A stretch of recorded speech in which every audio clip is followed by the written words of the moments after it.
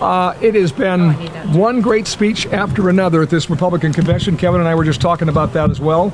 And a speech that is getting a lot of attention is the one that the governor of South Dakota, our friend Kristi Noem, gave at the Republican National Convention the night before last. How are you? I'm doing good, as long as it was good attention. I guess I haven't been reading the news. Yes, no, in fact, our listeners were rating the best speeches, and yours was right up there, right there. And your colleague, Senator Cramer, does a weekly talk radio town hall with us. Oh, he does? Yeah, so sometimes we call it Kevin and Friends. Yes? Yeah. When I grow up, I need to be Kevin then.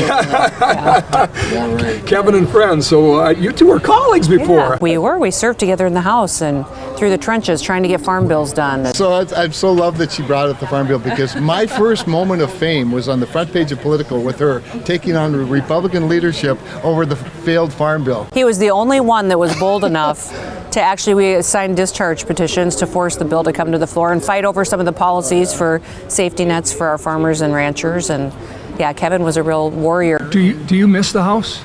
I miss the friendships. You know, when you're a governor, you don't get to spend as much time with colleagues. You know, that's kind of it. You're a little bit more isolated because you're the CEO of your state and you're working and you're, you know, but when you're in the House, you know, there's something about going through that battle together with colleagues but other than that, no, I don't miss Washington, D.C. at all. I suppose not. The fight's better at home, right? Yes, well, the people are better. I think you miss the House, don't you? Well, remember, I still live on the House side, so I work out in the House gym. Oh, you do? So I still see all of our friends. That's great. Good for you. Senator, Marquayne McMullen, yeah. McQueen Mullen works out in the House. Good. Now, he's later than me because Yeah. he doesn't. Well, yeah, he never worked, he's just never been on lazy. a farm. He's a lazy man.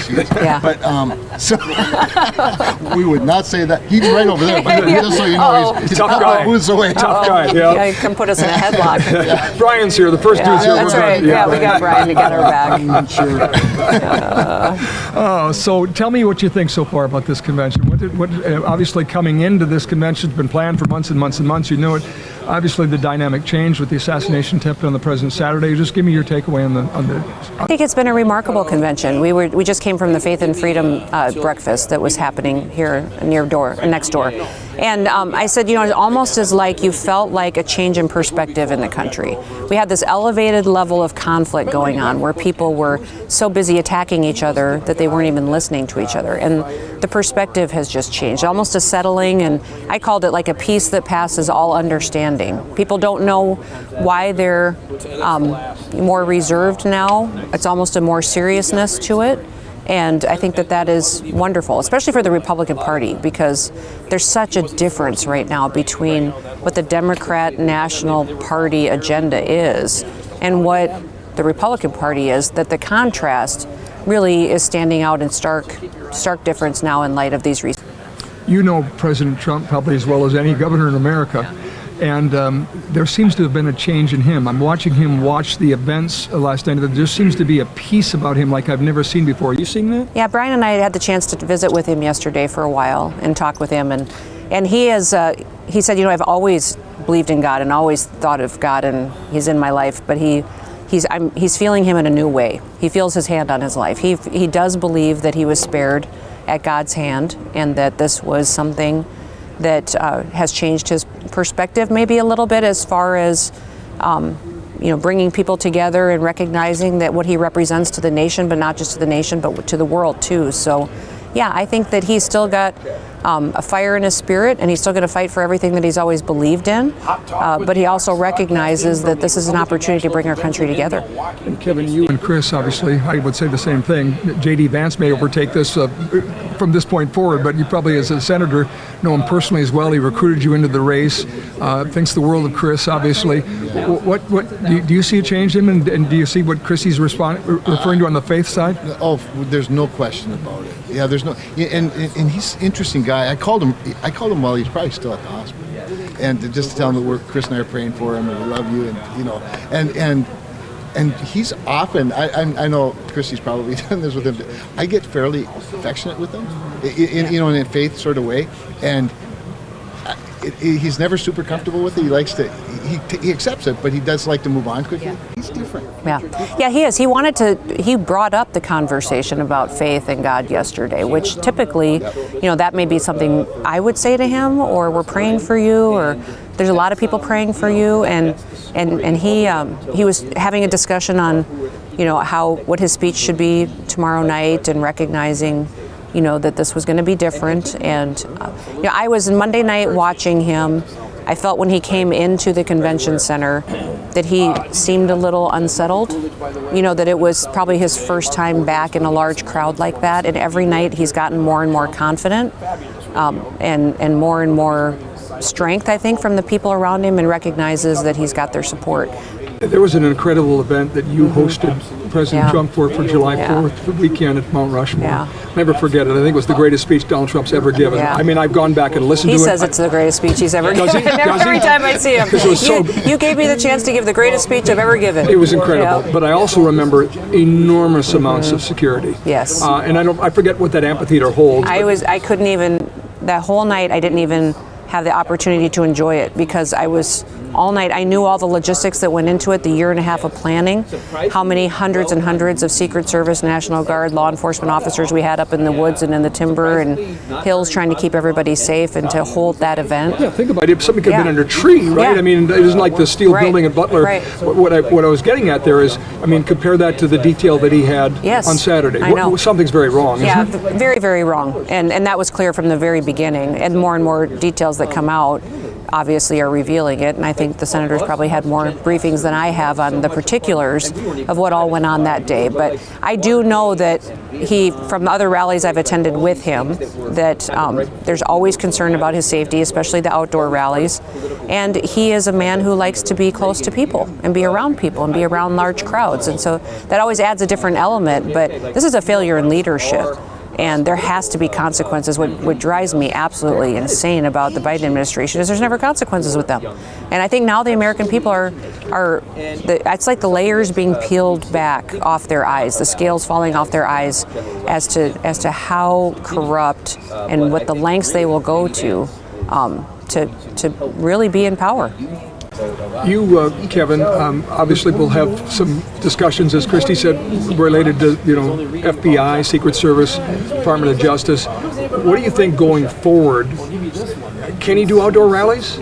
So that's actually a great question, because the governor points out the obvious. This is a guy that loves being around people. Well, you've been when we've been in the White House with the NDSU football team, and a 5-minute photo op turns into a 3-hour, Come to the Oval Office, entire football team. That's right. It's true. He does it every time. Yeah. And so you see Secret Service going, oh God. They do. And anyway, so you asked the question. I think the issue of the open air rallies, it's a dilemma for him. It is. Personally, I like knowing he's safe. I really do. And it's impossible to cover the whole earth. And given today's technologies and drones, and the need to respond much, much quicker, obviously. I'm sort of split on it, but I'd rather see him safe than, And I think he will take all the advice and wisdom. He recognizes that he needs to be the president. He recognizes that what he needs to do and fix when he gets there. So I think he will be wise in the decisions that he'll make on how he conducts his rallies going forward. Now, if he needs a big room, the Fargo Dome would work. That would work. How many times have we said that, right? You'd have all of South Dakota there. You'd have all of Minnesota there. You'd have all of North Dakota there. Minnesota is where we got to turn the tide for him. And we have a chance to. So, that's right. Poor Kev, So, let's talk a little South Dakota, North Dakota. What's your favorite thing about North Dakota? Well, I've been trying to drill into your guys' oil horizontally for years. It keeps expanding. I guess you got a strong border there, because I can't seem to get across it. The people are amazing. I mean, they treat me like I belong to them, and I love that, because you've had a fantastic leadership team, fantastic governor. Everybody's friends. That's what I love about it. We have this little spirited competition, but my goodness, it's just everybody's neighbors. We did want to adopt you during COVID, I'm just saying, but that's a whole other show. What's your favorite part of South Dakota? Well, I'm totally envious of their incredible natural resources and natural beauty and the tourism opportunities. When I was tourism director, I was a part of the Old West Trail, and the South Coast director was, I don't know, I don't want to say cocky, but I would probably was a little bit.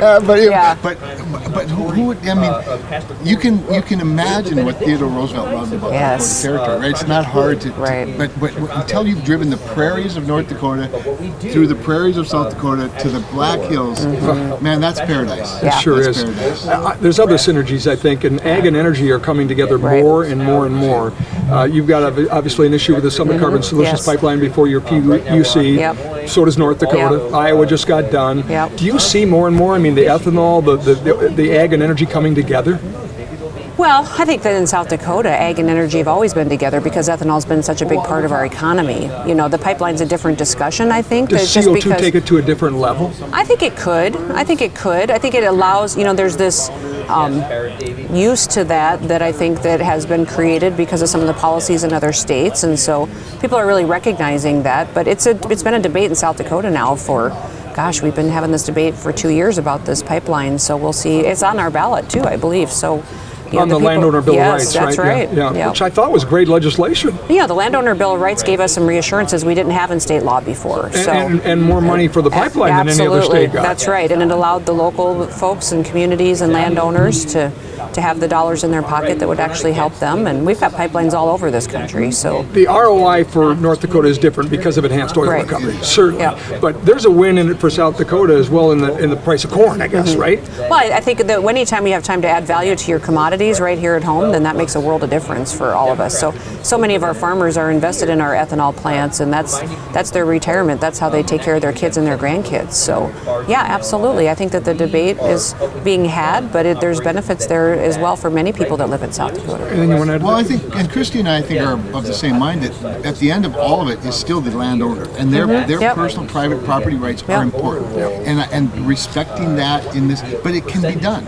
You know, and people like our two governors can help make that happen. So Kristi knows landowners better than anybody Yep. I know, and so we can do it in a way that's Right. respectful both directions. Yeah, I think that at the beginning of this whole discussion, Summit Carbon didn't handle it properly. course not, and they say so. They say so. They didn't- blew it. Yeah, they blew it, Yeah. and that really dug them into a hole that they've been trying to fix. And I don't know necessarily, you know, how it goes, Yeah, but we'll continue to defend property rights, but make sure we're taking advantage of opportunities to help people be successful. God bless you, Yeah, God bless Brian, you too. the family. Yeah, thank you. God bless South Dakota. That's right. He has been. May they always be second in football.